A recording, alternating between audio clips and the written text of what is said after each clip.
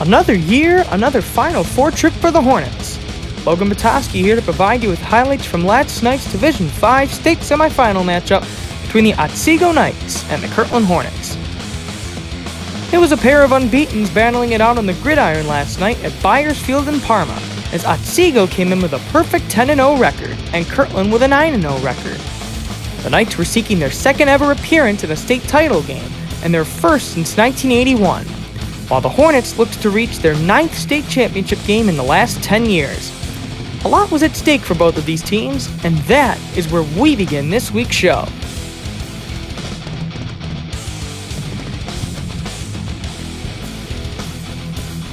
The Hornets didn't waste any time getting going, as Gage Sullivan takes the opening kick into Otsego territory.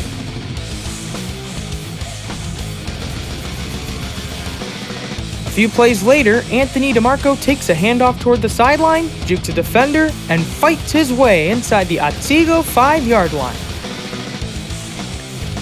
On the very next play, Mason Sullivan sprints to the edge and dives into the end zone for a 4-yard touchdown run. The Knights would jump off sides on the extra point, and Sullivan would run in for 2 more points, giving the Hornets an early 8-0 lead. Then, Kirtland's Danny Davidson is there to break up the pass.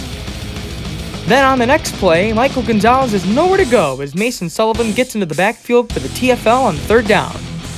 But then on 4th down, another fake punt as Joseph Jerwa completes a 7-yard pass to Ryan Gray. After that, Jerwa hits Gonzalez for a 16-yard gain. A few plays later, Jerwa floats one up for receiver Braden Timko, but Gage Sullivan can't quite come up with the interception. That play would come back to bite the Hornets as eventually Michael Gonzalez cashes in from 2 yards out to make it an 8-7 ballgame. On Kirtland's next drive, Mason Sullivan is tackled for a loss by Otsego's Blake Steele, leading to a rare Hornet 3-and-out. However, on the first play of Otsego's next drive, the Hornets make up for it thanks to Danny Davidson's first interception of the season. The Hornets then respond very quickly as on the very next play, Anthony DeMarco changes direction and scampers in for 6 from 24 yards out. Mario Road an extra point would make it 15-7 Hornets through 1. On the first play of the ensuing drive, Joey Grazia snuffs out the swing pass and gets the TFL. The Knights opened up the second quarter with a bang as Joseph Jerwa finds his brother Noah over the middle for a 25-yard gain. He then tries the brother-to-brother connection again, but Noah Jerwa can't hold on to the ball. Later, Joseph Jerwa looks for an open man but can't find anyone, as Joseph Coleman is there with the pressure to force an incompletion. However, the Knights would convert another 4th down as Braden Timko hauls one in and sprints for a 21-yard gain. Soon after, the Knights run a Philly special as Noah Jerwa hits Chase Hellberg for 6 to make it 15-13 after a failed 2-point try. Then the ensuing kickoff bounces off the leg of Kirtland's Ramon Lascano, but he quickly falls on it to avoid a turnover. DeMarco picks up where he left off as he runs for an 11-yard gain on the first play of Kirtland's next drive.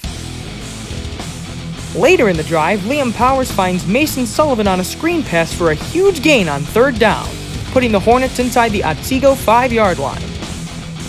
The Hornets would eventually come up empty, though, as the botched snap is recovered by Otsego's Devin Kuhn. The Knights can't take advantage, though, as this pass falls incomplete for a 3-and-out. Liam Powers then starts the next Kirtland drive with a 12-yard pass to Gage Sullivan. A couple plays later, Mason Sullivan lays down the boom and fights his way to an 11-yard gain, but the Hornets get called for holding and unsportsmanlike conduct. Later on 4th and 20, Powers airs it out for Joey Grazia, but he's barely out of bounds. Otsego then took a knee to end the half, leaving Kirtland up 15-13. Noah Jerwa then brings in a pass to move the chains for the Knights. Later on 3rd down, Carson Antonian sacks Joseph Jerwa for a 10-yard loss. After the Hornets come up empty, Anthony DeMarco flies in to break up the pass. 2 plays later, Jerwa finds Timko for another 1st down, but the Knights would eventually punt. Later, DeMarco finds some running room for a 17-yard gain. Then, the Hornets get the big play they'd been waiting for.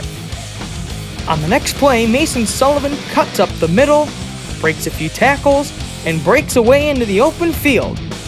But wait! Down goes the camera! Sullivan was able to get into the end zone for the touchdown, extending Kirtland's lead to 22-13.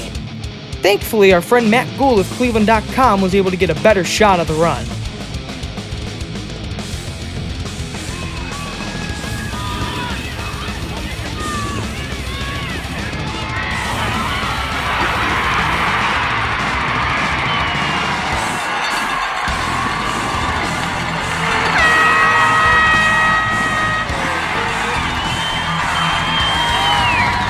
Then Kirtland's Danny Davidson reads the screen pass perfectly and gets a TFL as the Hornets end the third up by 9. Later on, Liam Powers is sacked by Otsego's Ryan Gray. The Hornets do get some points though, as Mario Roden eventually hits a 32-yard field goal to make Kirtland's lead 25-13. After that, Gage Sullivan breaks up a Joseph Jerwa pass. Another Otsego incompletion forces another punt. He's on the next highlight sounded on the Kirtland Sports Network. Powers gets the snap, hands it off to the tailback DeMarco, makes his way to the right side. Dukes two defenders, another defender, DeMarco to the left side. He's looking to find the edge, he's to midfield, all the way to the 40. One blocker in front, he's all the way to the 20, and he's gonna scamper his way into the end zone for the touchdown! On the next drive, Mason Russ and company team up for another Kirtland TFL. On third down, Joey Grazia nearly comes up with the interception, but it is called incomplete.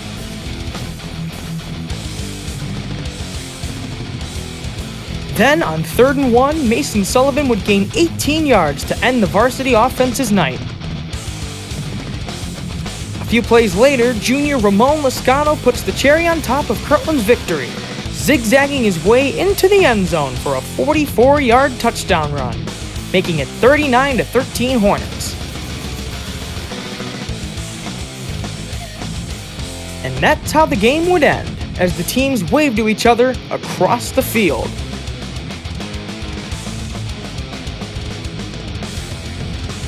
The Hornets would then celebrate yet another victory. Kirtland wins, so Beeler dances.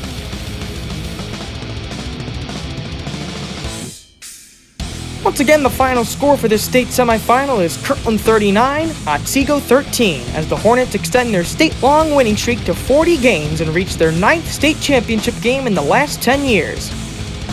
Last night's stats are now running down your screen, courtesy of the Kirtland Hornet Stat Crew.